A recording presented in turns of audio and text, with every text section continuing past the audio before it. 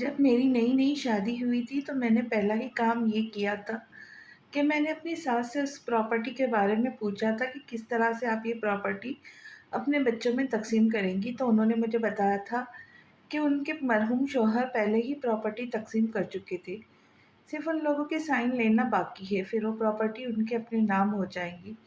मेरी चालाकी तो देखे, मैंने आते के साथ ही पहले उनसे प्रॉपर्टी का पूछा। वो मुस्कुराकर अपनी बहन को अपने कारनामे बता रही थी। बहुत अच्छा किया तुमने साइमा, जो जाते के साथ ही पहले उनसे प्रॉपर्टी का पूछा। हिना ने साइमा को दाद दी। और हिना बाजी, अब हारिस की बेवकूफ़ी देखे, वो तो कह रहे थे कि मुझे इसमें से कुछ भी नहीं चाहिए। अहमद भाई की तरह उन्होंने भी साफ इनकार किया। मैं तो डर गई थी कि मुझे इस प्रॉपर्टी से हाथ धोना पड़े, मगर मेरी सास बड़ी अच्छी है। उन्होंने इन दोनों की एक ना सुनी। मुझे तो पहले ही पता था कि परीक्षा की शादी में ये प्रॉपर्टी तकसीम करेंगे, फिर मेरे हाथ में बहुत पैसा आ जाएंगे। और कसम से बाजी, जब हारिस ने कहा कि मुझे प्रॉपर्टी में से कुछ भी नहीं चाहिए तो मेरा दिल चाह रहा था मैं अपना सर फाड़ लूँ। हारिस इस तरह की मकाना हरकत कैसे कर सकते? मुझे इसका अंदाज़ा नहीं था। कसम से बाजी, मैं बता नहीं सकती इस वक्त मैं किस हाल में थी और मैंने किस तरह से अपना मुंह बंद किया हुआ था। ठीक है, हारिस की अपनी भी बहुत जायदाद है, लेकिन उन्हें सोचना चाहिए कि हमारे भी दो बच्चे फरहान और सुमन, और पैसा तो जितना भी आए उतना ही कम है। इन दोनों के मुस्तकबिल के लिए हमें कितनी चीज़ों की और पैसों की ज़रूरत पड़ेगी। जाहिर सी बात है, हमें भी जायदाद में हिस्सा चाहिए, और वो हमें मिल गया।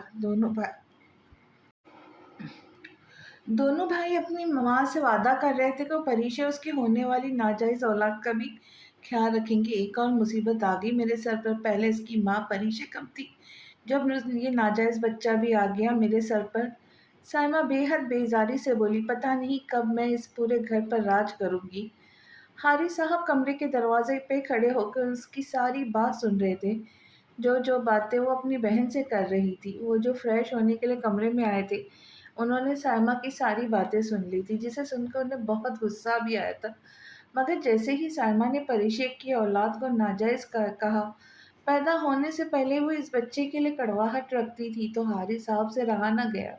वो तड़प उठे और फौरी तौर पर कमरे में दाखिल हुए। साइमा, जो लाइल्मी की इल्म इल्म में बड़े मज़े से अपने नाखूनों को देखते हुए अपनी बहन से बातें कर रही थी, इसे अंदाज़ा ही नहीं हुआ हारिस कब से दरवाजे पर खड़े वे उसकी बातें सुन रहे। साइमा ने अपना मिजाज और रवैया ही ऐसा रखा था कि कोई उसके कमरे में आता ही नहीं था, तो उसे किसी खौफ की कोई उम्मीद ही नहीं थी कि कोई अचानक उसके कमरे में आ जाएगा या उसकी बातें सुन लेगा। साइमा ने उन्हें देखते हुए घबराकर फौरन ही फ़ोन काट दिया।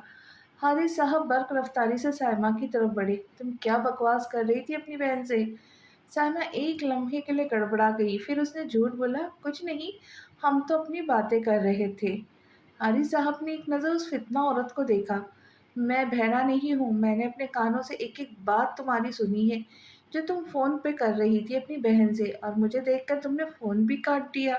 तुम्हें शर्म आनी चाहिए, तुम खुद एक औरत, और एक औरत होकर तुम इस तरह की बातें कैसे कर लेती हो? मैं तो हैरान हूँ। वो बच्चा अभी इस दुनिया में नहीं आया, लेकिन तुम अपने आप को देखो ज़रा, उस मासूम के लिए किस तरह बुग़्ज़ और कीना रखी कोई हुई हो, वो भी सिर्फ़ अपने दिल में। परिशे तुम्हें पसंद नहीं, अहमद भाई, आयशा भाभी, अम्मी, कोई भी तुम्हें पसंद नहीं। अगर तुम्हें कोई पसंद नहीं है तो मेरी बात याद रखना, दूसरे भी तुम्हें पसंद नहीं करते, वो सिर्फ़ मेरी वजह से और बच्चों की वजह से तुम्हें बर्दाश्त कर रहे हैं। हारिस साहब ने खुले अल्फाज में कहा। साइमा को अंदर तक आग लग गई। तुम हर किसी से नफ़रत का इज़हार क्यों करती हो? तुम इतनी पत्थर दिल कैसे हो सकती हो?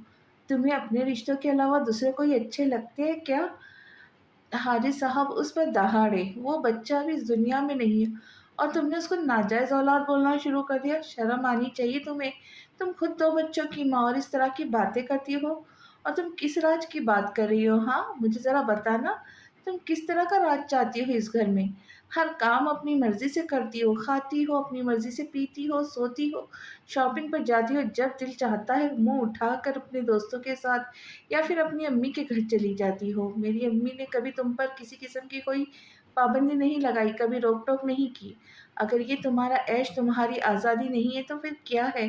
वो साइमा पर बुरी तरह से दहाड़े थे। मुझे बहुत अफ़सोस होता है कि मैंने कभी तुम्हें पसंद किया था अपने लिए, और तुम जिसकी होने वाली औलाद कभी से नाजायज़ बोले जा रही हो ना, याद रखो, ये वही लड़की जिसने तुम्हारे लिए, तुम्हारी शादी के लिए, तुम्हारे बच्चों के लिए मेरे आगे हाथ जोड़े थे कि भाई अपना घर खराब ना करे। बच्चे अभी बहुत छोटे हैं, वो तुम्हारे बच्चों के लिए रो रही थी और तुम की उसकी हालत पर हँसती हो, तुम्हें शर्म आनी चाहिए। तुम्हें कुछ खुदा का खौफ करना चाहिए। अल्लाह ने तुम्हारे आगे भी एक बेटी रखी है। मेरी बात याद रखना साइमा, इंसान का माल और उसकी औलाद आज़माइश होती है।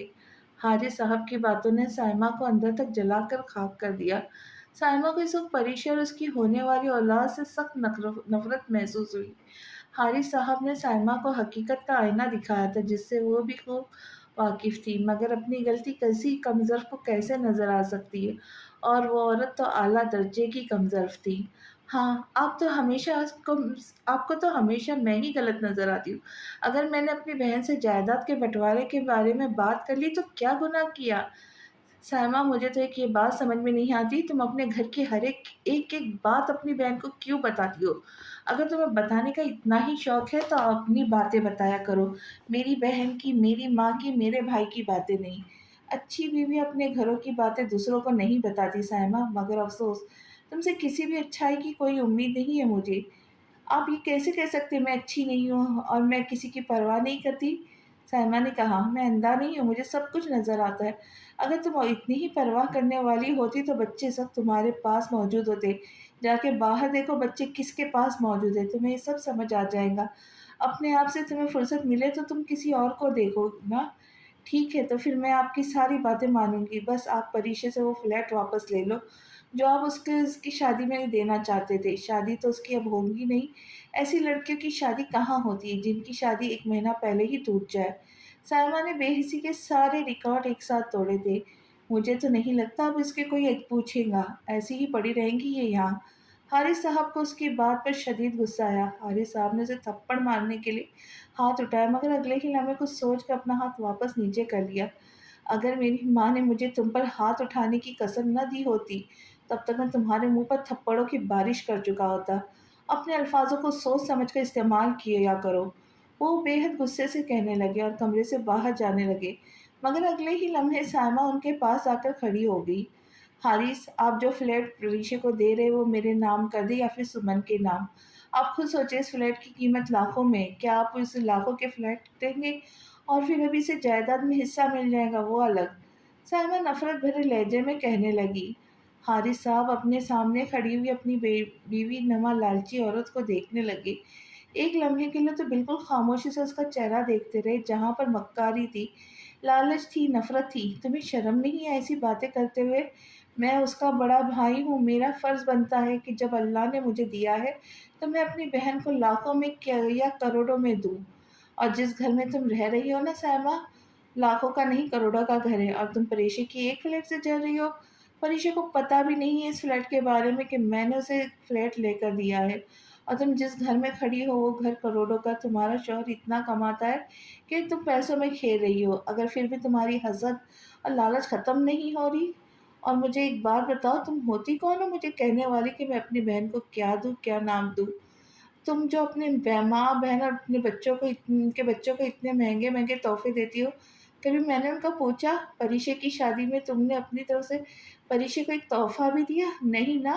लेकिन अगर उसी परीक्षा की जगह तुम्हारी बहन या उसके बच्चे होते, तो तुम हज़ारों लाखों का देती। मुझे अब बहुत अफ़सोस है कि तुम मेरी बीवी हो। वो गुस्से से कहते हुए कमरे से बाहर निकल गए। सायमा को परीक्षा एक बार फिर से बेहद बुरी लगने लगी। ये मनहूस परिशें कम थी जो इसकी नाजायज़ औलाद ने भी मेरा जीना हराम कर दिया है। अभी जिस बच्चे को नाजायज़ बोलने पे उन्हें इतनी आग लग रही है, इंशाअल्लाह ये पैदा होने से पहले ही मर जाएगा। जिस हिसाब से परिशें बीमार रहती है और इतनी कमज़ोर होगी, ये सवाल ही पैदा नहीं होता कि ये बच्चा जी पाए। सायमा की तेज़ चलती हुई ज़ुबान परिशें के खिलाफ बहुत कुछ कह गई। शहरयार की सफ़ेद गाड़ी पैराडाइज़ होटल के बाहर रुकी, तो उस सफ़ेद गाड़ी के अंदर से शहरयार और सुहेल साहब, जो कि शहरयार के मैनेजर थे, दोनों बाहर निकले। शहरयार की आज इस पैराडाइज़ होटल में बहुत इम्पोर्टेंट मीटिंग थी। इस वक़्त शाम के 5 बज रहे थे। वो दोनों अपनी किसी क्लाइंट से मीटिंग करने के लिए पैराडाइज़ होटल आए थे। 1 घंटे की मीटिंग के बाद सुहेल साहब पैराडाइज़ होटल से वापस अपने ऑफ़िस चले आए।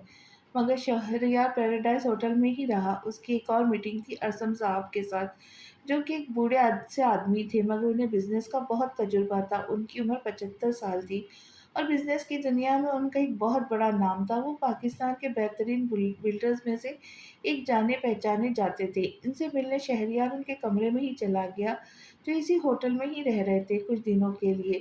ان سے آدھے گھنٹے کی میٹنگ کے بعد وہ ان کے کمرے سے باہر نکلنے لگا۔ براؤن دروازوں کے کمرے کے دونوں اطراف موجود تھے اور اس طرح لوگوں کی رش نہ ہونے کے برابر تھا۔ شہریار تھوڑا سا آگے ہی چلا تھا کہ ولید اور ایک لڑکی دونوں ایک ساتھ کسی کمرے سے باہر نکل رہے تھے۔ ولید اپنی شرٹ کے بٹن ٹھیک کر رہا تھا۔ شہریار کو سامنے سے آتے ہوئے ولید نے دیکھا، شہریار نے بھی اسے دیکھا، شہریار وہیں رک گیا۔ ولید کی تو شکل ایسی تھی جیسے اس کے ہاتھوں سے اس کے سارے ہی طوطے اڑ گئے ہو۔ برابر میں کھڑی لڑکی نے دونوں کو دیکھا۔ وہ خود بھی ولید کی نظروں سے سمجھ گئی تھی کہ جیسے یہ شخص ولید کو بہت اچھی طرح جانتا ہے۔ وہ لڑکی اب وہاں کھڑی گھبرا رہی تھی۔ شہریار نے اپنی سیاہ گہری آنکھیں سکیڑ کر ان دونوں کو دیکھا اور پینٹ کی جیبوں میں ہاتھ ڈالتا ان دونوں کی طرف بڑھنے لگا۔ ولید اسے دیکھ کر ایک دم گڑبڑا گیا تھا۔ اسے امید نہیں تھی شہریار اسے یہاں اس وقت مل جائے گا۔ شہریار نے ان دونوں کو دیکھا۔ وہ دونوں شہریار کو ایسے دیکھ رہے تھے جیسے ان دونوں کی کوئی غلطی، کوئی چوری بری طرح سے پکڑی گئی ہو۔ شہریار نے ان کے پیچھے لگے ہوئے براؤن دروازوں کو دیکھا، جس کے لاک کے اوپر ایک لوگو لگا ہوا تھا، جس کے اوپر کالے رنگ سے لکھا ہوا تھا "نو بڈی ڈسٹرب اس"۔ شہریار نے ولید کو ایک نظر دیکھا اور اس کے آگے اپنا ہاتھ بڑھایا تو ولید نے کچھ گڑبڑاتے ہوئے فوراً اس کا ہاتھ تھام لیا۔ ولید اب اپنے آپ کو نارمل کر چکا تھا مگر وہ لڑکی شہریار کو دیکھ کر اب بھی کنفیوز تھی۔ "خیریت ہے ولید، تم یہاں اس وقت کسی میٹنگ میں آئے تھے؟" شہریار نے اس لڑکی کی طرف دیکھ کر کہا۔ "ہاں ہاں، بس ایک میٹنگ کے لیے آیا تھا، تو بس مجھے میری دوست مل گئی تھی تو میں نے سوچا تمہاری تھوڑی سی سلام دعائی ہو جائے"۔ ولید نے جھوٹ بولا۔ "اوہ اچھا"۔ شہریار اس کا جھوٹ فوراً ہی سمجھ گیا تھا۔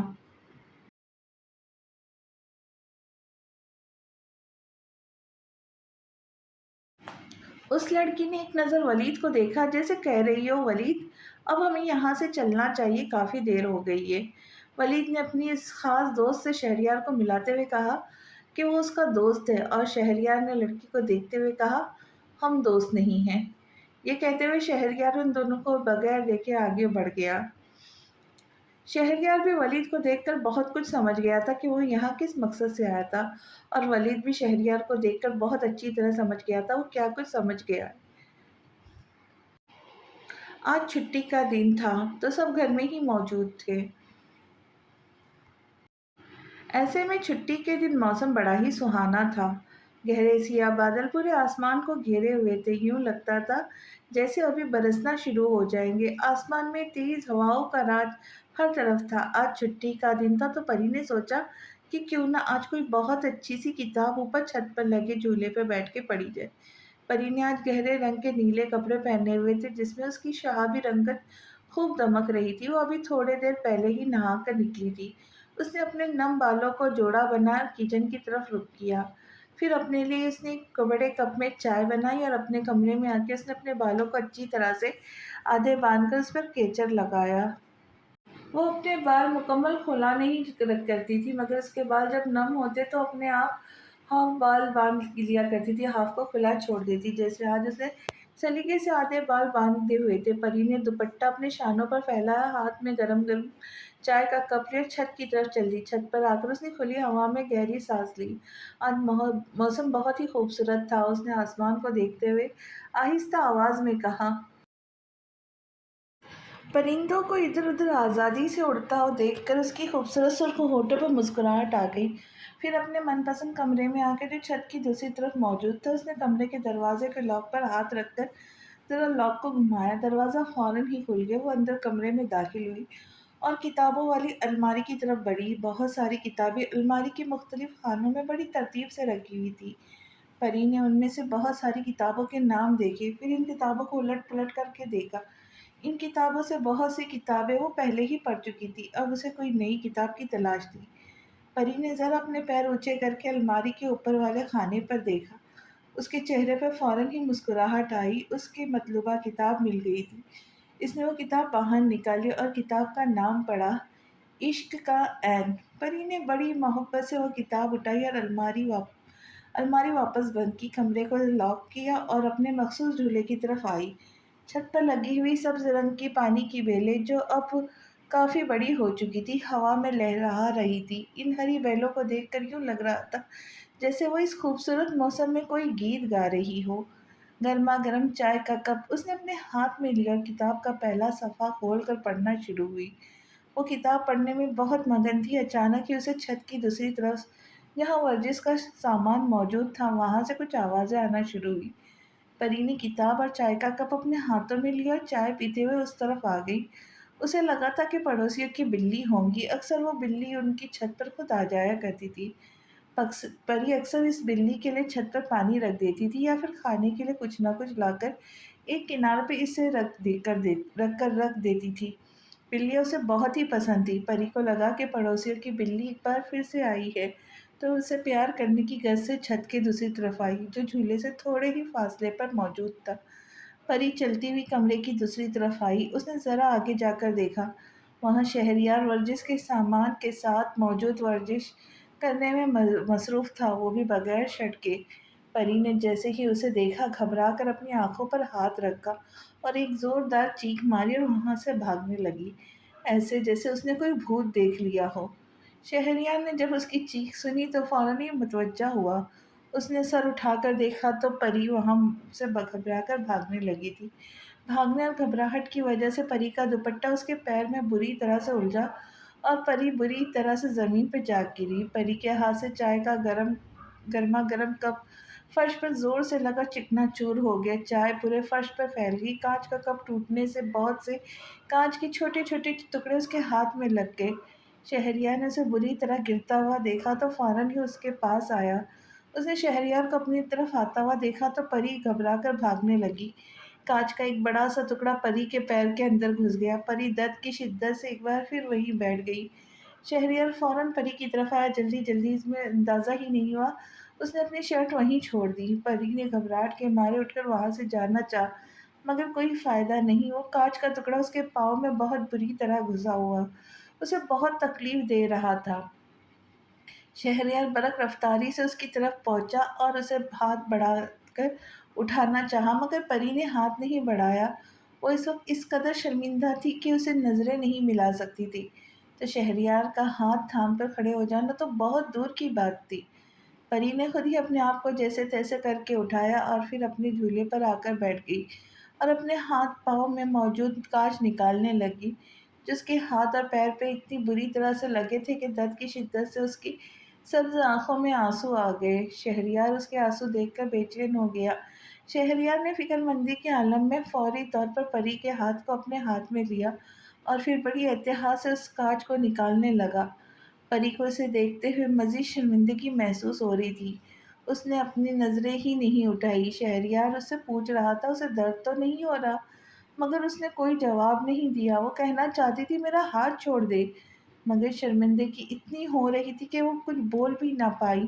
شہریار نے محسوس کیا کہ نہ ہی وہ کچھ بول رہی ہے نہ ہی صحیح طرح سے اپنے ہاتھ میں لگا ہوا کانچ نکالنے دے رہی ہے۔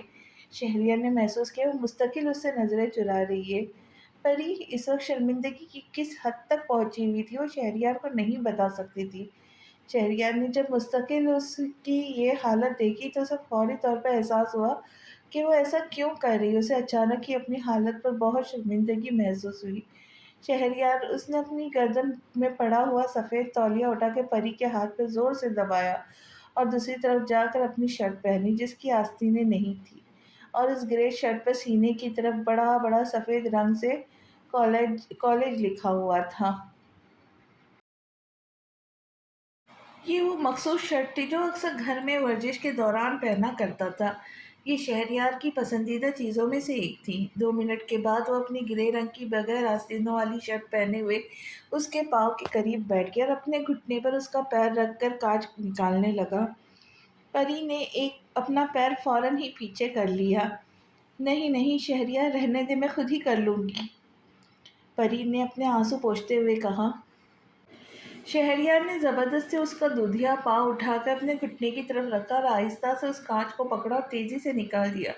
جیسے ہی شہریار نے کانچ نکالا، پری نے اس سے زوردار چیخ ماری، سوری سوری، بس نکل گیا۔ شہریار اس کے پاؤں کے زخم پر زور سے انگوٹھا رکھا تاکہ خون بند ہو جائے۔ پھر اس نے پری کے ہاتھ میں پکڑا ہوا وہ سفید تولیہ اپنے ہاتھ میں لے لیا اور نیچے پاؤں کی طرف لگایا۔ وہ اب اس کے ہاتھ کی ہتھیلی سے چھوٹے چھوٹے سے کانچ نکال رہا تھا جو گرنے سے اس کے ہاتھ میں لگے تھے۔ شہریار نے ان کانچوں کو فوراً نکالا اور پھر اس کی نرم سی ہتھیلی پر ہاتھ پھیر کے کہا کہ ہتھیلی پر کسی جگہ جلن تو نہیں ہو رہی پری؟ پری نے نام میں سر ہلایا، مگر اس کے پیر میں بہت درد ہو رہا تھا۔ کافی موٹا کانچ اس کے گوشت کے اندر گھسا تھا۔ نہ چاہتے ہوئے پری کی آنکھوں سے آنسو پھسل کر اس کے گالوں پر بہنے لگے۔ اس کا ایک آنسو ٹوٹ کر شہریار کے ہاتھ پر جا گرا۔ شہریار اب پری کے ہاتھ کا خون صاف کر رہا تھا۔ اس نے نظر اٹھا کر پری کو دیکھا، وہ رو رہی تھی۔ شہریار کو لگا وہ سانس نہیں لے پائے گا۔ اس کی سبز آنکھوں میں گلابی پن کیا طوفان مچا رہا تھا۔ او خدایا! شہریار کو لگا وہ اس طوفان کے ساتھ ہی بہہ جائے گا۔ شہریار نے گھٹنوں کے بل بیٹھے ہوئے اسے روتے ہوئے بڑی غور سے دیکھا۔ وہ اس وقت گہرے نیلے رنگ کے سوٹ میں تھی۔ رونے سے اس کی آنکھ، ناک اور ہونٹ گلابی ہو گئے تھے۔ پری کے لمبے گھنے بال تیز ہوا کے جھونکے سے اڑ کر اس کے چہرے پہ آ رہے تھے، جو روتے ہوئے اپنے چہرے سے ہٹا رہی تھی۔ شہریار نے اس کے اتنے لمبے بال پہلی دفعہ دیکھے تھے، ورنہ وہ ہمیشہ جوڑا باندھا کرتی تھی۔ اس کی ریشمی زلفیں ہوا کے ساتھ کھیل رہی تھی۔ شہریار کا دل چاہا کہ وہ ہاتھ بڑھا کے ان بھورے بالوں کی لمبی لٹوں کو چھو لے۔ کچھ بال اس کی گردن پہ موجود تھے جہاں پر اس کا تل تھا۔ شہریار کی نظر بے ساختہ اس کی گردن کے تل پر گئی۔ وہ اس کے حسن میں کہیں کھو سا گیا تھا، مگر اگلے ہی لمحے اس نے اپنا سر جھٹکا۔ شہریار نے اس کے برابر میں رکھی ہوئی کتاب کو دیکھا جو وہ پڑھ رہی تھی۔ اسے دیکھتے ہوئے بھاگنے کے دوران بھی اس نے وہ کتاب نہیں چھوڑی تھی۔ شہریار نے اس کتاب کا نام پڑھا، عشق کا عین۔ شہریار نے اس کا خوبصورت چہرہ دیکھا، سبز آنکھیں اور اس کی گہری سیاہ آنکھوں کو دیکھ رہی تھی۔ تم ابھی تک عشق کے عین پہ ہو، میں تو عشق کے کاف تک پہنچ چکا ہوں۔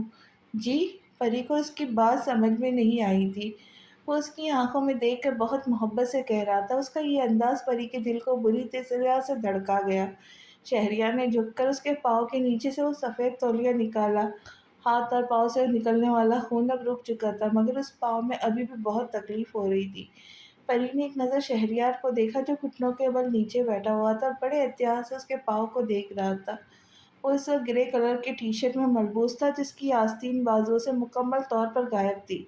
اس ٹی شرٹ میں اس کا کثرتی خوبصورت جسم اور بھی اچھا لگ رہا تھا۔ تمہیں تکلیف ہو رہی ہوگی نا؟ پری شہریار کو دیکھ رہی تھی کہ اس کے اچانک سے پوچھنے پر پری ذرا گھبرا گئی۔ ہاں؟ کیا نہیں؟ ہاں ہو رہی ہے۔ شہریار اس کی بوکھلاہٹ پر مسکرا گیا۔ شہریار کو پتا تھا پری اسے دیکھ رہی ہے۔ اسے دیکھ کے ہنسنے لگا۔ پری کو اس کا اپنے اوپر ہنسنا بالکل اچھا نہیں لگا۔ وہ یہ سمجھ رہی تھی کہ وہ اسے روتے ہوئے دیکھ کے ہنس رہا ہے۔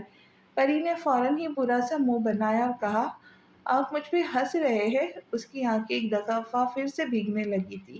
اسے صدمہ ہوا تھا کہ وہ اس کا مذاق اڑا رہا ہے۔ نہیں میری جاں۔ شہریار جان بولتے بولتے تیزی سے رکا تھا۔ میری یہ مجال کہ میں تم پر ہنسوں؟ شہریار نے کہا۔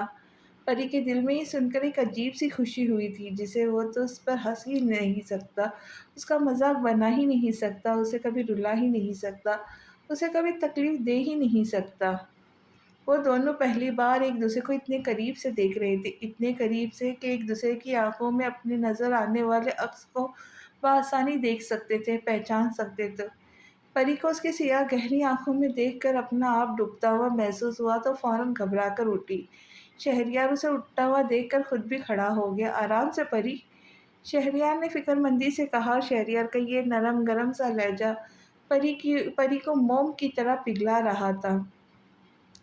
پری کا دل چاہا وہ چھت سے فوراً ہی بھاگ جائے۔ اس نے اپنی کتاب وہیں چھوڑی اور فوراً ہی لمبے لمبے قدم اٹھاتی شہریار کو دیکھے بغیر ہی نیچے کی طرف جانے لگی۔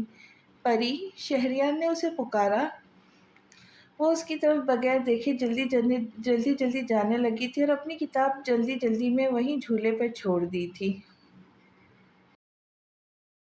پری، تمہاری کتاب؟ وہ اس کی گھبراہٹ کو دیکھ کر مسکرا رہا تھا۔ پری جلدی کے چکر میں چھت کے دروازے سے بری طرح سے ٹکرائی۔ وہ کھڑی اب اپنا سر مسل رہی تھی۔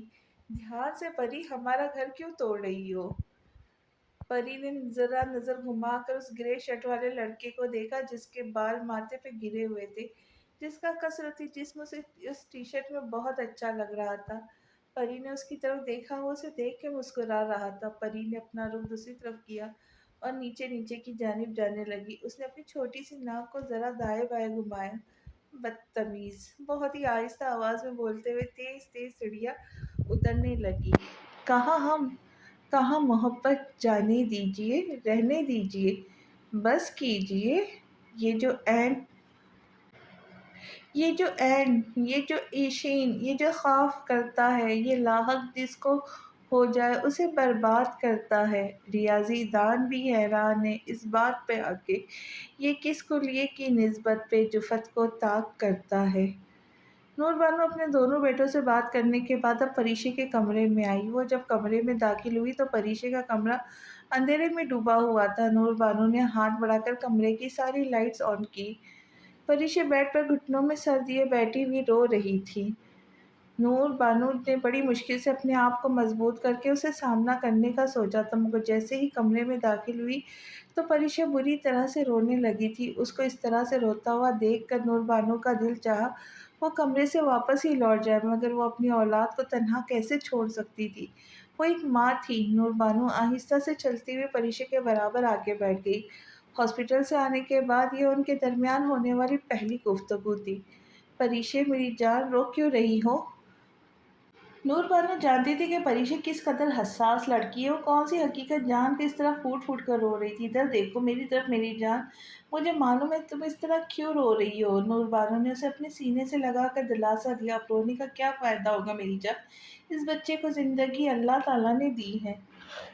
میں تم سے وعدہ کرتی ہوں کہ جب تک میں زندہ ہوں تب تک تمہیں کسی بھی مشکل کا کوئی سامنا نہیں کرنا پڑے گا، اور تمہارے بھائی بھی تمہارے ساتھ ہر قدم پر کھڑے رہیں گے۔ یہ تو میری جان تم بھی بہت اچھی طرح سے جانتی ہو کہ تمہارے دونوں بھائی تم پر کس طرح سے جان چھڑکتے ہیں۔ پریشا نور بانو کو سمجھانے کے بعد بھی بچوں کی طرح پھوٹ پھوٹ کر رو رہی تھی۔ امی مجھے یہ بچہ نہیں چاہیے، پریشا نے اپنی ماں سے فریاد کی۔ آپ کو خدا کا واسطہ ہے میرے لیے کچھ کرے، میں یہ بچہ نہیں چاہتی امی، پہلے ہی اتنی ذلیل اتنی بے عزت ہو چکی ہوں، اور اب مزید ذلت رسوائی میں نہیں اٹھانا چاہتی۔ میرے اندر اب طاقت ختم ہو گئی امی، قسم خدا کی امی، میری اس کمزور سے وجود میں بالکل بھی طاقت باقی نہیں رہی۔ میں نے لوگوں کی بہت سی باتیں سنی اپنے بارے میں، کیسے مجھے دیکھ کر ایک دوسرے سے باتیں کرتے اور منہ پر ہاتھ رکھ کے ہنستے۔ اب یہ سب ہونے کے بعد میں کس سے کیسے نظر ملا سکتی ہوں؟ بہتر یہی کہ آپ لوگ مجھے مار دیں۔ پریشا اپنا چہرہ چھپا کر بچوں کی طرح پھوٹ پھوٹ کر رونے لگی۔ نور بانو نے اسے اپنے سے ہاتھ لگا کر دلاسا دیا۔ نور بانو کا دل اس کی بات سن کر پھٹنے لگا تھا۔ امی میں یہ بچہ نہیں چاہتی، پریشا نے ایک بار پھر سے نور بانو سے کہا۔ امی میں کسی سے نظریں نہیں ملا پا رہی ہوں، اور اس بچے کے بعد میں کیا کروں گی امی، میں کیا کروں گی؟ ایک بار پھر سے بری طرح رونے لگی۔ تم کیوں کسی سے نظریں نہیں ملاؤ گی پریشا، تم کیوں شرمندہ ہوئی ہو کسی سے میری بچی؟ تم تو بے قصور ہو، تمہارا تو کوئی قصور نہیں ہے۔ جن ظالموں نے تمہارے ساتھ یہ سب کیا ہے سزا تو ان کو ملنی چاہیے، رسوا اور ذلیل تو ان لوگوں کو ہونا چاہیے۔ اور تم دیکھنا میری جان، ایک نہ ایک دن اللہ ان سے بہت بہتر حساب لے گا، بے شک وہی سب سے بہتر فیصلہ کرنے والا اور حساب کرنے والا۔ تم مجرم نہیں ہو میری جان، تم نے اپنے آپ کو اس چار دیواری میں قید کر کے رکھا ہے، اور وہ لوگ جو اصل مجرم ہیں وہ تو کھلے عام بالکل آزادی سے گھوم رہے، اور نہ جانے کتنی لڑکیوں کی عزت کو ناپاک کر رہے ہوں گے۔ اللہ ایسے بے غیرت اور بے شرم لوگوں کو اس دنیا اور آخرت میں تباہ و برباد کرے، ضرور کرے گا انشاءاللہ۔ جو کسی کے ساتھ برا کرتا ہے اس کا بدلہ اسے دنیا میں ہی مل جاتا ہے، دنیا آخرت کی کھیتی ہے، نہ جانے کیوں یہ لوگ بھول جاتے، جو وہ بو رہے ایک نہ ایک دن وہ سب کاٹیں گے۔ نور بانو سے بہت پیار سے ایک ایک چیز سمجھا رہی تھی، مگر پریشا بچوں کی طرح روئے جا رہی تھی۔ بار بار وہ یہ بات کہہ رہی تھی کہ امی مجھے بچہ نہیں چاہیے، میں اس بچے کو نہیں پال سکتی امی، میں مر جاؤں گی، یہ بچہ مر جائے دیکھے گا، مر جائے گا دیکھے گا آپ، ہم دونوں ہی مر جائیں گے، ہم دونوں ہی مر جائیں گے امی، ہاں ہم دونوں کو ہی مر جانا چاہیے۔ نور بانو کو پریشا کی بات پر اچانک ہی بہت غصہ آیا۔ انہوں نے پریشا کو اپنے سینے سے الگ کرنا چاہا۔ جب پریشا نے نور بانو کو اپنے سے دور جاتا ہوا دیکھا تو فوراً ان کے ہاتھ پر اپنا ہاتھ رکھ کر انہیں اپنے سے دور جانے سے روکا۔ مگر نور بانو فوراً غصے سے دور ہو گئی۔ اس نے یہ اتنی غلط بات جو بولی تھی، خبردار پریشا، جو تم نے آئندہ بولا میں یہ بچہ نہیں چاہتی، یا میں یا یہ بچہ دونوں ہی مر جائیں گے۔ نور بانو کو اچانک ہی پریشے پہ بہت غصہ آتا۔ تم ہوتی کون ہو یہ سب کچھ کہنے والی؟ اور اس معصوم کا کیا قصور ہے؟ اس معصوم کا کیا گناہ ہے مجھے بتاؤ، جو تم اس کو اتنی بھاری سزا دینے کا سوچ رہی ہو؟ میں اس بچے کو قبول کر چکی ہوں، تمہارے دونوں بھائی بھی۔ نہیں امی، یہ بچہ نہیں چاہتی، میں آپ کو بتا رہی ہوں، مجھے ایسا لگتا ہے کہ میری طرح اس کی زندگی میں بھی سوائے ذلت، رسوائی اور خواری کے کچھ نہیں آئے گا۔ لوگوں کے طعنے اسے جینے نہیں دیں گے۔ مجھے ڈر ہے کہ یہ میری طرح زمانے میں رسوا نہ ہو جائے گا۔ مجھے ڈر ہے کہ لوگ قدم قدم پہ میرے بچے کو منحوس اور بدقسمت، بد نصیب نہ بولے جیسے وہ مجھے بولتے ہیں۔ یہ ساری باتیں، سارے دن طعنے مجھے جیسے برداشت کرنے پڑتے، میرے ہونے والے بچے کو بھی کرنے پڑیں گے، اور میں یہ نہیں چاہتی میرے ہونے والی اولاد بھی میری طرح ذلیل اور خوار ہو۔ امی، جب میں اتنی مضبوط نہیں ہوں، میں اتنی کمزور ہوں، تو آپ خود سوچیں میری ہونے والی اولاد کس قدر کمزور ہوگی۔ جب میں اتنی حساس ہوں تو وہ کس قدر حساس ہوگی۔ جب میں لوگوں کی باتیں سن کر ان سے نظریں نہیں ملا پاتی، اپنے کمرے میں کسی مجرم کی طرح چھپ کر بیٹھ گئی ہوں، تو وہ کیسے ان سب کی باتوں کو برداشت کر پائے گا؟ مجھ میں اتنی ہمت نہیں ہے امی، اور میں اچھی طرح جانتی ہوں میرے بچے میں بھی اتنی ہمت نہیں ہوگی وہ اس ظالم دنیا سے لڑ سکے، یا پھر لوگوں کی چلتی ہوئی زبان کو روک سکے۔ ہم کسی کا ساتھ ہاتھ تو روک سکتے مگر زبان نہیں۔ وہ ایک بار پھر سے بچوں کی طرح پھوٹ پھوٹ کر رونے لگی۔ اس نے اپنے چہرہ اپنے ہاتھوں کے پیچھے چھپا لیا۔ نور بانو کا دل اس کی دردناک باتوں میں پھٹنے لگا۔ نور بانو جو اٹھ کھڑی ہوئی تھی، اب دوبارہ سے اس کے برابر میں بیٹھ گئی، اس کے ماتھے پر پیار کر کے اسے اپنے سینے سے لگایا۔ اس بار وہ بوڑھی آنکھیں خود کسی بے بسی کی تصویر بنی رو رہی تھی۔ وہ تو یہ بھی نہیں جانتی تھی کہ انہیں اپنی بیٹی اور اپنی بیٹی کے ہونے والی اولاد دونوں کے لیے مضبوط بن کر ان دونوں کو سنبھالنا ہوگا۔ نور بانو کو ان کے لیے مضبوط ہونا ہوگا۔ پریشی، تم جو کہنا چاہ رہی ہو وہ ایک گناہ ہے میری جان، اور میں تمہیں کسی قیمت پر گناہ کرنے کی اجازت نہیں دے سکتی۔ زندگی اور موت صرف اللہ تعالیٰ کے ہاتھ میں، اور تم ہوتی کون ہو اللہ کے معاملے میں دخل اندازی کرنے والی؟ میری جان، تم فوراً ہی اللہ تعالیٰ سے معافی مانگو۔ یہ نئی زندگی تم دونوں کو اللہ تعالیٰ نے دی ہے، ورنہ تم جس حال میں تھی ہم تو ساری امید کھو چکے تھے۔ ہمیں تو یہ تک لگنے لگا تھا کہ تم ہمیں چھوڑ کر بہت دور چلی جاؤ گی، مگر اللہ نے تمہیں صرف ایک نئی زندگی نہیں دی، بلکہ اس نئی زندگی کے ساتھ اللہ نے تمہارے وجود میں ایک نئی جان بھی ڈال دی ہے، جس کا خیال رکھنا تم پر فرض ہے۔ اس دنیا میں کون سی مخلوق آنی ہے، کون سی جانی، اس کا بس صرف اور صرف اللہ تعالیٰ کو ہی علم ہے۔ میری جان، تم ہوتی کون ہو یہ سب کچھ کہنے والی؟ ہماری یا کسی اور کی کیا اوقات ہے پریشے کہ وہ ایسا کچھ بولے؟ لوگ جو بھی بولتے تم ان کی باتوں پہ دھیان نہ دو، ان کی باتیں نہ سنو، بحری ہو جاؤ اور اپنے سارے معاملات اللہ پہ چھوڑ دو، وہ سب سے بہتر فیصلہ کرنے والا ہے۔ اب میں کون سی بہتری کی دعا کروں گی امی؟ اب میرے ساتھ کیا بہتر ہوگا؟ میرے ساتھ جتنا برا ہونا تھا، جتنا برا ہونے والا ہے، میں جانتی ہوں کہ میرے ساتھ اور کیا کیا برا ہوگا۔ میرے ہاتھ سے وقت اور حالات ریت کی طرح پھیلتے جا رہے۔ میرے ہاتھوں کو دیکھیں، ان ہاتھوں میں 1 مہینے کے بعد مہندی لگنے والی تھی، مگر اب وہ مہندی کہاں گئی؟ وہ مہندی کا رنگ کہاں اڑ گیا؟ وہ مہندی کی خوشبو کہاں غائب ہو گئی؟ آپ میری الماری کھول کے دیکھیں، آپ نے ہی تو ایک ایک چیز کس طرح سے الگ الگ کر کے رکھی تھی میری۔ وہ چیزیں تو ویسی کی ویسی ہی پڑی ہوئی ہیں۔ آپ نے ہی تو میرے کپڑوں پر اپنے ہاتھوں سے محبت سے کڑھائی کی تھی، میں نے تو ان چیزوں کو ہاتھ تک نہیں لگایا، اور میں شاید کبھی ان چیزوں کو ہاتھ لگا بھی نہ پاؤں۔ پریشا اس وقت مایوسی کی آخری حد تک پہنچی ہوئی تھی۔ آپ نے کتنی محبت سے میرے لیے سارے کپڑے زیور بنا کے رکھے تھے، مگر اب ان سب کا کیا فائدہ امی؟ میرے پاس اب کوئی امید باقی نہیں بچی ہے۔ آپ کی بیٹی کے ہاتھ بالکل خالی رہ گئے، بالکل خالی۔ دیکھیے میرے ہاتھ، یہ بالکل خالی ہیں۔ وہ اپنے دونوں ہاتھ پھیلا کر نور بانو کو دکھا رہی تھی۔ آپ نے مجھے خاور کے ساتھ رشتے میں باندھا، میں نے خاور سے بے پناہ محبت کر لی، مگر خاور مجھے چھوڑ کر چلے گئے۔ خاور مجھ سے کہتے تھے کہ چاہے کوئی بھی طوفان آ جائے، کسی بھی طرح کا، وہ میرے ساتھ میرا ہاتھ کبھی نہیں چھوڑیں گے، مگر دیکھے پہلے ہی طوفان میں وہ میرا ساتھ چھوڑ کر، میرا ہاتھ چھوڑ کر کتنی دور چلے گئے، ان کی خبر تک مجھے نہیں ہے۔ اور آپ کہتی ہیں کہ سب بہتر ہوگا، کچھ بہتر نہیں ہوگا، میرے ساتھ کچھ بہتر نہیں ہوگا۔ جن لڑکیوں کے ساتھ زیادتی ہو جاتی ہے اور وہ زیادتی کے نتیجے میں ایک بچے کی ماں بن جائے، ان کی شادی ٹوٹ جائے، جس کی اولاد کو پیدا ہونے سے پہلے ہی لوگ ناجائز قرار دے، ایسی لڑکیوں کے ساتھ کیا اچھا ہوگا امی؟ کیا اچھا ہوگا؟ نہیں میری جان پریشے، ایسی ناشکری کی بات نہ کرو، نا امیدی ناشکری گناہ ہے بیٹا۔ میں نے تم سے کہا نا کہ تم اپنے سارے معاملات اللہ پہ چھوڑ دو، اللہ سب سے بہتر فیصلہ کرنے والا ہے۔ پریشی نے آج کافی مہینوں کے بعد موبائل ہاتھ میں لیا تھا۔ نور بانو نے اسے ایک نیا موبائل لا کر دیا تھا۔ پریشی اس موبائل سے مسلسل کسی نمبر پہ کال ملا رہی تھی۔ یہ کالز پچھلے 3 ہفتوں سے بھی زیادہ وقت سے ملا رہی تھی، لیکن بڑی رازداری سے کہ کسی کو پتہ نہ لگ جائے۔ اگر کسی کو پتہ چل جاتا کہ وہ کس سے رابطہ کرنے کی کوشش کر رہی ہے تو وہ کبھی بھی اسے اس شخص سے رابطہ کرنے نہیں دیتے۔ وہ مسلسل خاور سے رابطہ کرنا چاہ رہی تھی مگر رابطہ ممکن نہیں ہو رہا تھا۔ اس نے خاور کے نمبر پہ ایک دن میں کئی کالز کی جن کی گنتی وہ خود ہی بھول گئی تھی۔ اس نے ایک دن میں خاور کو کتنے کالز کتنے میسج کیے، ان میں سے کسی میسج کا نہ کسی کال کا جواب آیا، مگر وہ پھر بھی اپنے محبوب سے بات کرنے کے لیے تڑپ رہی تھی۔ مگر سامنے والے کی بے حسی ایسی تھی کہ شاید اس نے اپنا نمبر تک بدل لیا تھا۔ شروع کے 1-2 دن تو جب وہ کال کرتی تھی تو اسے بیل جاتی تھی مگر کوئی اٹھاتا نہیں تھا، لیکن تھوڑے ہی دن بعد وہ نمبر بند رہنے لگا۔ وہ بار بار اس نمبر پہ کال کرتی مگر جواب ممکن نہ ہوتا۔ پریشے کو خاور پر اب بھی یقین تھا کہ وہ اس کے ساتھ نہیں چھوڑے گا۔ وہ اس سے اگر کبھی بدگمان ہوتی تھی تو صرف اور صرف چند گھنٹوں کے لیے، اس کے بعد کیا ہوتا کہ پریشے کے دل میں خاور کی محبت بھڑکتی ہوئی آگ کی طرح جلنا شروع ہو جاتی۔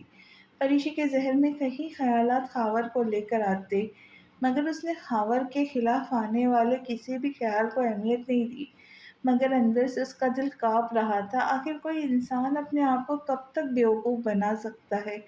خاور اور پریشی کا رشتہ صرف 2 دن کا تو نہیں تھا کہ وہ یوں اچانک ٹوٹ جائے۔ پریشی کسی قیمت پر یہ ماننے کو تیار ہی نہیں تھی کہ خاور اسے چھوڑ سکتا ہے یا اسے چھوڑ کر کب کا جا چکا ہے۔ وہ اپنے آپ کو آخری حد تک بیوقوف بنانا چاہتی تھی یا پھر خود بیوقوف بن رہی تھی۔ شاید دیمک سے زیادہ محبت میں لوگ اکثر بھی یہی کیا کرتے ہیں، اپنے آپ کو اپنے محبوب کی خاطر بیوقوف بناتے کہ وہ اب بھی صرف اس کا ہے۔ دل بہلانے کو یہ خیال اچھا ہے غالب۔ محبت میں کوئی کسی کو بیوقوف نہیں بنا سکتا جب تک کہ وہ اپنے آپ کو خود بیوقوف نہ بنائے، مگر وہ اپنے دل کے ہاتھوں اس قدر مجبور تھی کہ وہ اپنے آپ کو بیوقوف بنانے کے سوا اس کے پاس کوئی اور چارہ نہیں تھا۔ اس کا محبوب بے رحم ہے، بے وفا ہے، وہ یہ جانتی تھی مگر پھر بھی اپنے معصوم سے دل کو بیوقوف بنا رہی تھی کہ خاور اب بھی اس سے محبت کرتا ہے، اب بھی اسے اپنا لے گا۔ نور بانو رات میں عشاء کی نماز ادا کرنے کے بعد پریشی کے کمرے میں آئی۔ پریشی الماری کا دروازہ کھول کر فرش پہ بیٹھی ہوئی تھی اور اپنے ہاتھ میں تصویر لیے رو رہی تھی۔ اس کے دوسرے ہاتھ میں اس کا فون تھا اور مسلسل کسی کو کال ملا رہی تھی۔ نور بانو نے اس کے ہاتھ میں ایک طرف سے موبائل اور دوسرے ہاتھ میں اس کے پکڑی ہوئی تصویر کو دیکھا۔ نور بانو کی آمد سے بے خبر خاور کی تصویر کو ہاتھ میں لیے فون سے کان لگائے بچوں کی طرح روئے جا رہی تھی۔ پریشے، نور بانو نے اسے گرجدار آواز میں پکارا۔ پریشے کی پشت نور بانو کی طرف تھی اس لیے وہ انہیں اندر آتا ہوا نہیں دیکھ پائی تھی۔ اسے اندازہ نہیں ہوا کہ کب اس کی ماں نے کمرے کا دروازہ کھولا اور وہ کب اندر آئی۔ خاور کی تصویر سفید فرش پر پھیلی ہوئی تھی، اس کی منگنی کی تصویریں، حارث صاحب کی شادی کے دوران ان کی لی گئی مختلف تصویریں جن میں کبھی خاور اور پریشے ایک ساتھ ہوا کرتے تھے۔ پریشے نور بانو کی آواز پر بری طرح سے چونکی اور اس نے خاور کی تصویر کو فوراً ہی زمین پر رکھا۔ کس سے فون پر بات کر رہی ہو پریشے؟ نور بانو کے دماغ میں سب سے پہلے خاور کا خیال آیا۔ کسی سے نہیں امی۔ پریشے ان کی آمد کی سے اچانک چونکی تھی۔ جھوٹ مت بولو، میں نے ابھی دیکھا کہ تم بار بار کسی کو کال ملا رہی ہو، جواب نہ ملنے پر تم نے فون کان سے ہٹا کر رونا شروع کر دیا۔ نہیں امی، بس ایک پرانی دوست کو کال کر رہی تھی۔ پریشے نے روتے ہوئے کمزور سی ایک کوشش کی، مگر اپنی اولاد کو ایک ماں سے زیادہ کون جان سکتا تھا۔ فون دکھاؤ اپنا۔ نور بانو نے دوسری بات کرنے سے پہلے ہی فوراً ہی اس کا فون مانگا۔ پریشے گڑبڑا گئی۔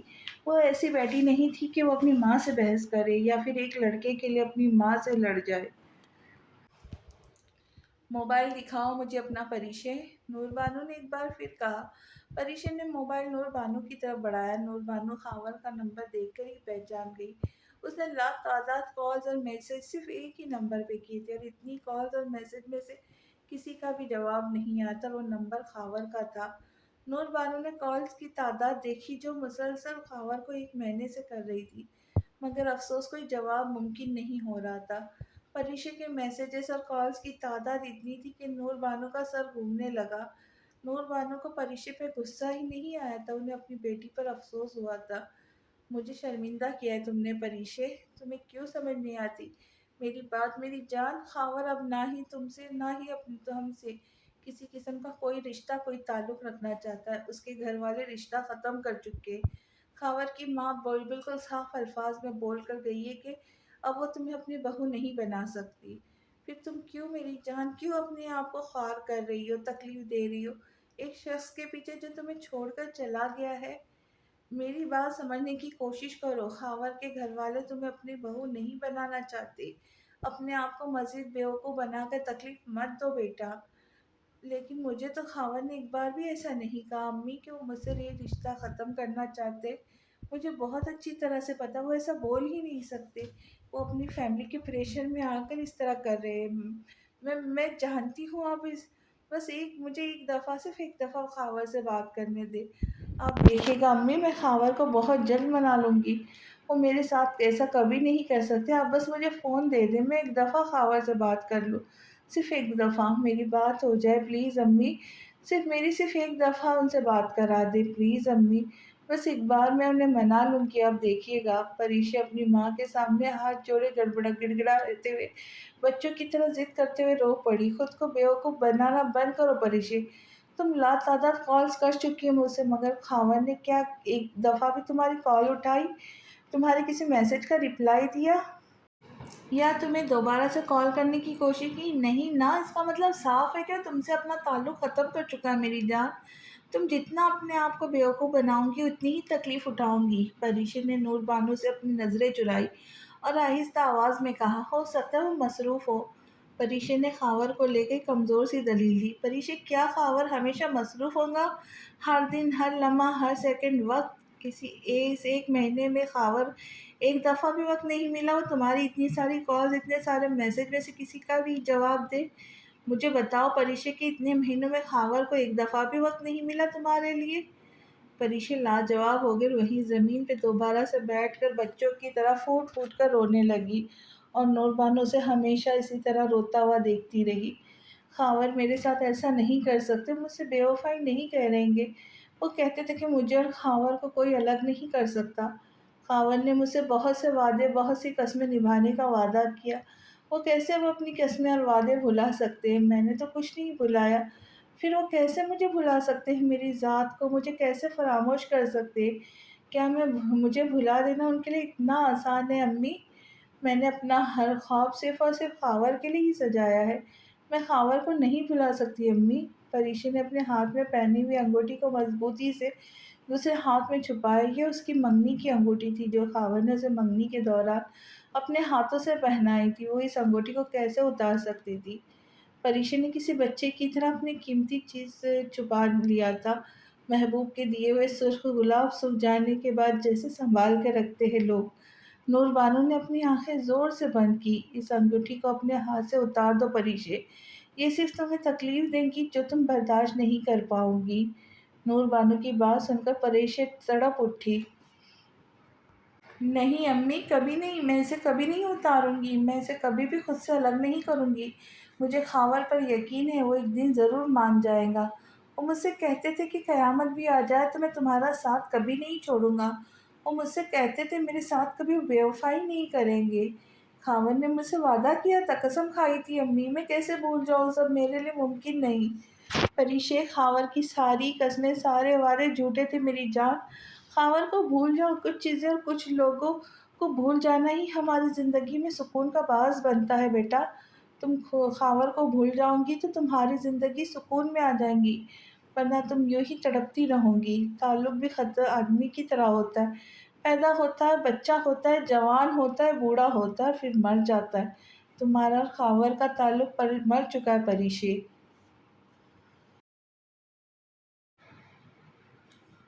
اب کہاں ہوگا وہ، اور ہوگا بھی تو ویسا کہاں؟ سوچ کے بعد جی کچھ اور بوجھل ہو گیا۔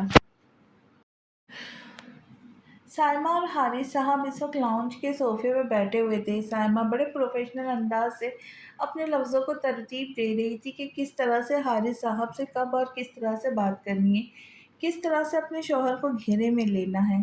سائمہ نے حارث صاحب کی طرف چائے بڑھائی۔ فرحان ابھی تھوڑی دیر پہلے ہی آفس سے آیا تھا اور اپنے کمرے میں چلا گیا تھا۔ سائمہ نے پہلے فرحان اور اقرا کی منگنی کی بات حارث صاحب سے کرنا مناسب سمجھا۔ سائمہ نے حارث صاحب کو چائے کا کپ دیا، پھر ان کی بالکل برابر میں آ کے بیٹھ گئی۔ پھر کہنے لگی، ہینا باجی کا فون آیا تھا، وہ لوگ منگنی کی تاریخ کا پوچھ رہے تھے اور ہینا باجی نے ہم سب کو اپنے گھر کھانے کی دعوت پہ بلایا ہے تاکہ تمام اپنے اچھے طریقے سے پلان ہو سکے۔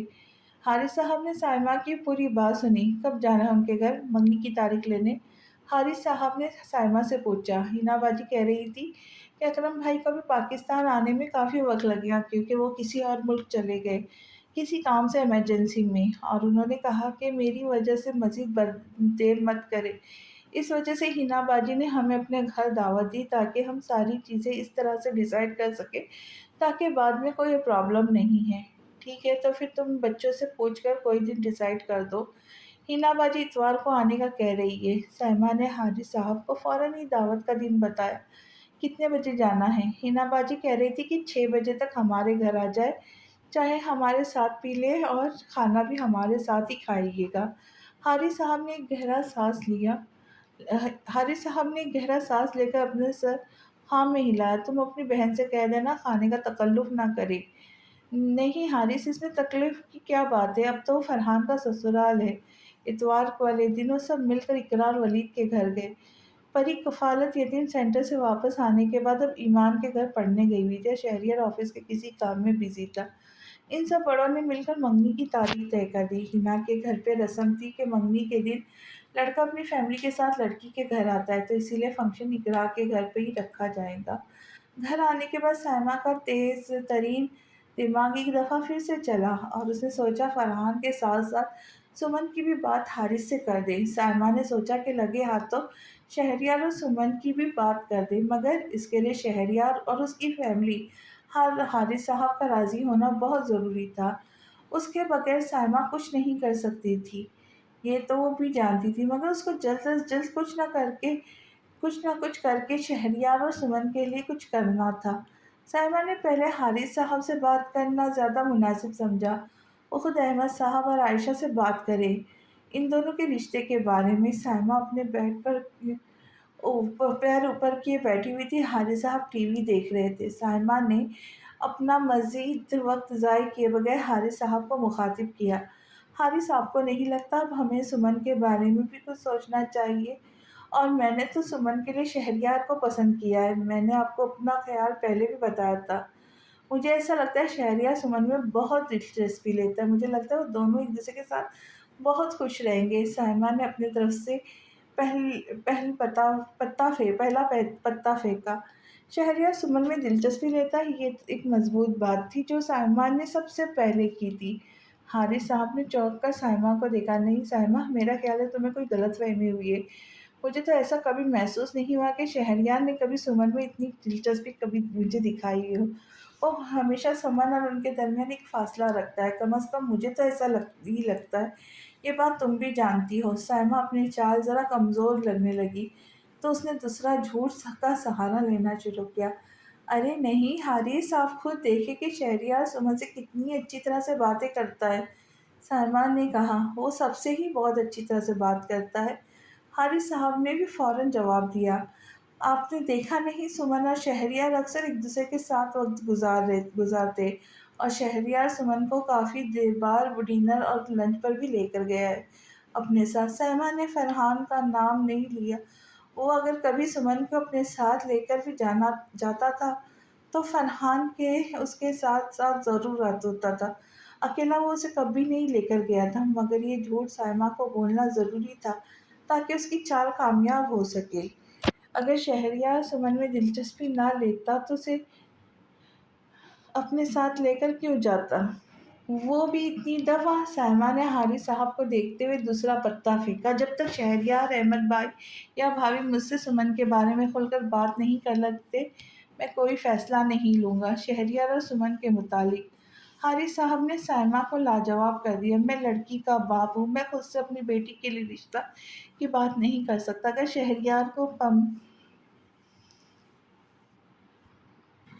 اگر شہریار کو سمن میں انٹرسٹ ہوگا تو خود اپنے والدین کو کہے گا بات کرنے کے لیے۔ میں نے تمہیں پہلے بھی کہا تھا مجھے سمن کے معاملے میں جلد بازی نہیں کرنی ہے، اور شہریار جب چاہے مجھے اپنی مرضی بتا سکتا ہے کہ سمن سے شادی کرنا چاہتا ہے یا نہیں۔ کوئی زبردستی نہیں ہے کسی کے ساتھ۔ شاور نے بڑی ناگواری سے پہلو بدلا۔ حارث صاحب کسی بھی قیمت پر ماننے والے نہیں تھے۔ نہ جانے کیوں سائمہ جب بھی سمن اور شہریار کے رشتے کے بارے میں بات کرتی تو فوراً ہی منع کر دیتے۔ سائمہ نے ان کی یہ بات 2-3 دفعہ نوٹ کی تھی۔ سائمہ کو ان کے مستقل انکار سے اب واقعی بے چینی ہونے لگی تھی کہ وہ ہر بار سمن اور شہریار کے لیے انکار کیوں کر دیتے۔ ایسی کون سی بات ہے جس کی وجہ سے وہ سمن اور شہریار کا رشتہ بھی نہیں کرنا چاہتے؟ سائمہ نے بڑی بے چینی سے پہلو بدلا۔ سائمہ کی ساری چالیں اور اس کے پھینکے ہوئے پتے ناکام ہو گئے۔ سائمہ کی ساری چالیں اور اس کے پھینکے ہوئے پتے ناکامی سے واپس اسی کی طرف لوٹ رہے تھے۔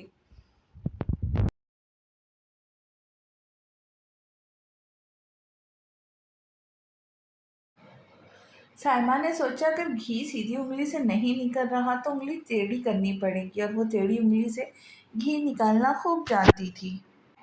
سائمہ کے شیطانی دماغ میں بہت ساری باتیں ایک ساتھ چل رہی تھی کہ وہ کس طرح سے پری اور شہریار کو ایک دوسرے سے الگ کرے۔ سائمہ شہریار کی آنکھوں میں پری کے لیے بہت کچھ دیکھ چکی تھی، اور کہیں نہ کہیں سائمہ کو پری کی آنکھوں میں بھی شہریار کے لیے وہی جذبات نظر آتے جو شہریار کی آنکھوں میں ٹھاٹھے مارتے تھے۔ محبت کا ایک ایسا سمندر جس کی لہریں پورے زور و شور سے اٹھ رہی تھی۔ شہریار کو پری سے محبت ہے۔ سائمہ کو یہ بات بالکل بھی ہضم نہیں ہو رہی تھی کہ وہ جس لڑکے کو اپنی بیٹی کے لیے پسند کیا، اور وہ لڑکا اس لڑکی سے محبت کرنے لگا ہے جسے اس کی بیٹی اور اس کی ماں سخت نفرت کرتی تھی۔ شہریار نے بھی اس لڑکی سے محبت کری تھی جسے سائمہ کو شدید نفرت تھی۔ یہ دونوں ماں بیٹیاں کو ہضم نہیں ہوتی تھی، اور وہ یہ بھی بہت ہی خوب جانتی تھی کہ اگر وہ پری کو کسی اندھیری کھائی کی صورت میں ولید کی طرف پھینک دے تو ولید اس کا جینا حرام کر دے گا، اور کیسے کیسے نئے طریقوں سے اسے تنگ کرے گا وہ بھی خوب جانتی تھی۔ صالحہ فرید خان کی بیوی پری کو کسی چیز کی قیمت پر نہیں بناتی، لیکن اگر وہ ولید اور پری میں ایک کرنے کا سوچے اور ایک کرنے کے چکر میں اس اندھیری کھائی میں پھینک دے تو سائمہ اور اس کے بچوں کا راستہ بالکل صاف ہو جائے گا۔ سائمہ نے اپنے شیطانی دماغ میں ایک ترکیب سوچی کہ شہریار اور سمن کو ایک ساتھ دے اور ولی پری کو ایک ساتھ۔ اپنے سانپ بھی مر جائے اور لاٹھی بھی نہیں ٹوٹے۔ جیسے کوئی ایک تیر سے 2 شکار کرتے، اس وقت سائمہ بالکل یہی کرنا چاہتی تھی کہ وہ ایک تیر سے وہ شکار کرنا چاہ رہی ہے، اور اس کے بعد ولید پری کو کس حد تک تنگ کرے گا، پریشان کرے گا، اس کی زندگی تباہ کرے گا وہ خوب جانتی تھی، مگر چاہے اسے پری کی زندگی برباد کرنے کے لیے اپنے بھانجے ولید کا استعمال ہی کیوں نہ کرنا پڑے۔